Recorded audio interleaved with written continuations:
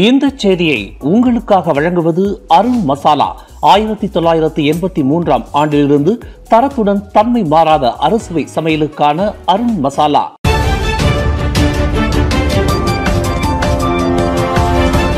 வணக்கம். திசைகளின் ஒரு மணி செய்திகள்.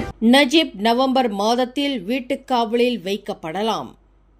டத்துஸ்ரீ நஜீப் துன் ரசாக்கை வீட்டுக்காவலில் வைப்பதற்கு முன்னாள் மாமன்னர் பிறப்பித்த கூடுதல் அரசாணை உத்தரவு செல்லத்தக்கது என்று கோலாலம்பூர் உயர்நீதிமன்றம் முடிவு செய்யுமானால் அந்த முன்னாள் பிரதமர் வரும் நவம்பர் மாதம் சிறைச்சாலையிலிருந்து விடுவிக்கப்பட்டு வீட்டுக்காவலில் வைக்கப்படலாம் என்று சட்ட நிபுணர் ஹனீஃப் கட்ரி அப்துல்லா கோடி காட்டியுள்ளார்.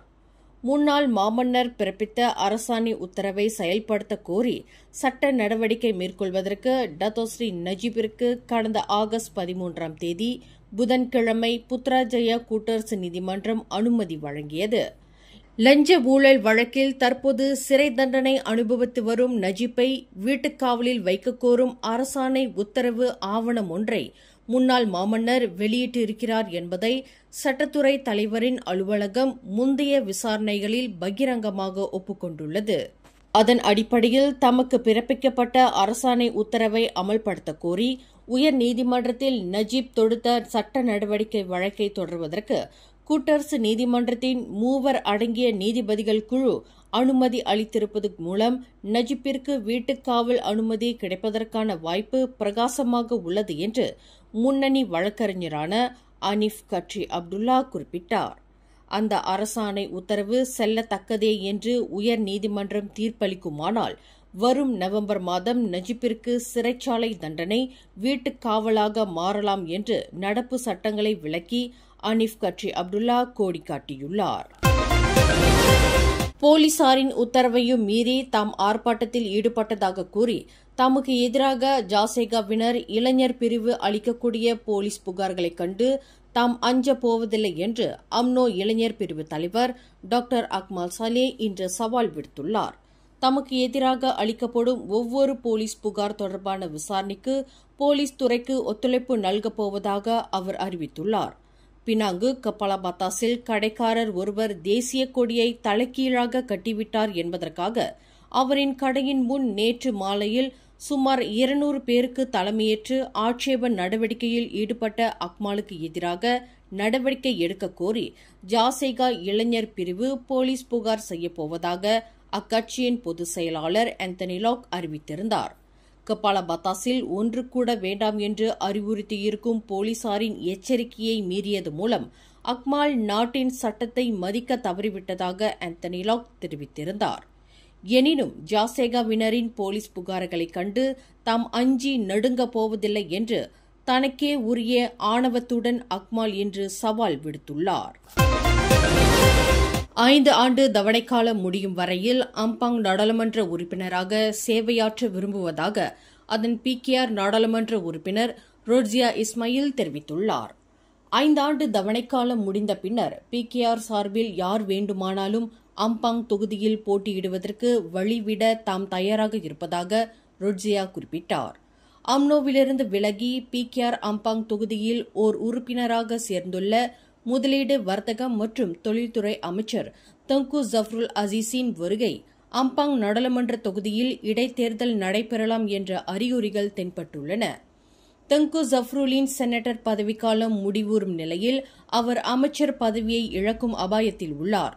அவர் தொடர்ந்து அமைச்சராக இருக்க வேண்டுமானால் இடைத்தேர்தல் வழி நாடாளுமன்ற தொகுதியில் போட்டியிட்டு வெற்றி பெற வேண்டிய நிர்பந்தத்தில் உள்ளார்.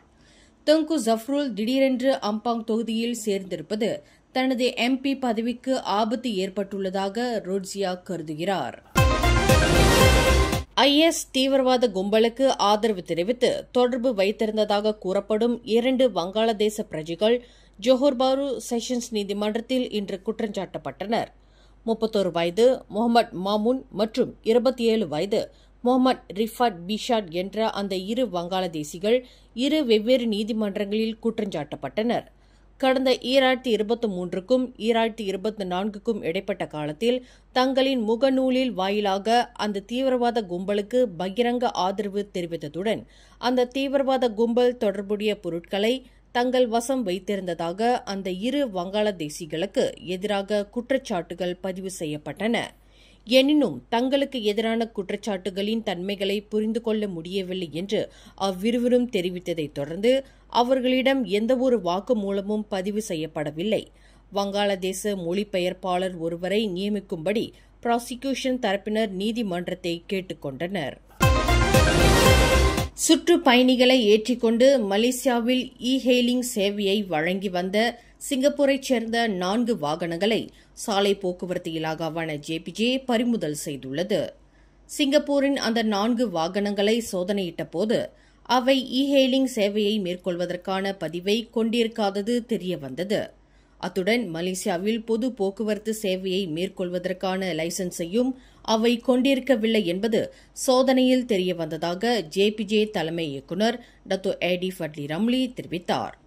செல்லத்தக்க லைசன்ஸின்றி வெளிநாட்டு வாகனங்கள் மலேசியாவிற்குள் பொது போக்குவரத்து சேவையை வழங்குவதாக கிடைக்கப்பெற்ற புகாரை தொடர்ந்து ஜேபிஜே மேற்கொண்ட உளவு தகவலின் அடிப்படையில் கடந்த ஆகஸ்ட் 9ஆம் தேதி முதல் தீவிர சோதனை மேற்கொள்ளப்பட்டதாக டத்தோ ஏடி ஃபட்லி குறிப்பிட்டார்.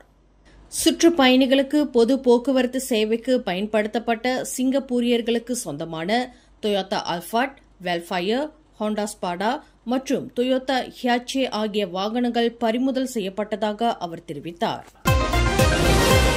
காணாமல் போனதாக புகார் தெரிவிக்கப்பட்ட ஆடவர் ஒருவர் இன்று அதிகாலையில் கெடா பாலிங்கம்பங் தொலு சானாவில் உள்ள நீர்வீழ்ச்சியில் பிணமாக கிடந்தது கண்டுபிடிக்கப்பட்டுள்ளது. அந்த ஆடவரின் உடல் காட்டுப்பகுதியில் உள்ள நீர்வீழ்ச்சியில் கிடப்பதாக போலீசிடமிருந்து கிடைக்கப்பெற்ற தகவலை தொடர்ந்து சம்பவ இடத்திற்கு தாங்கள் விரைந்ததாக பாலிங் மாவட்ட தீயணைப்பு நிலைய தலைவர் ஜுல்கைரி மட்தஞ்சேல் தெரிவித்தார்.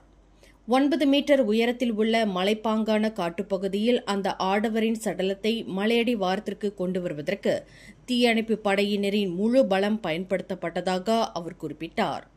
அந்த நபர் நீர்வீழ்ச்சியில் செங்குத்தான மலைப்பகுதியிலிருந்து கால் இடறி கீழே விழுந்து மரணமுற்றிருக்கலாம் என்று நம்பப்படுவதாக அவர் மேலும் கூறினார். இந்த செய்தியை உங்களுக்காக வழங்கியது அருண் மசாலா. 1983ஆம் ஆண்டிலிருந்து தரத்துடன் தன்மை மாறாத அறுசுவை சமையலுக்கு அருண் மசாலா. மேலும் செய்திகளை தெரிந்து கொள்ள கீழே இருக்கும் பெல் பட்டனை அழுத்துங்கள். உங்கள் மகிழ்ச்சியை வெளிப்படுத்த லைக் மற்றும் ஷேர் செய்யுங்கள். தொடர்ந்து திசைகளோடு இணைந்திருக்க சப்ஸ்கிரைப் செய்யுங்கள்.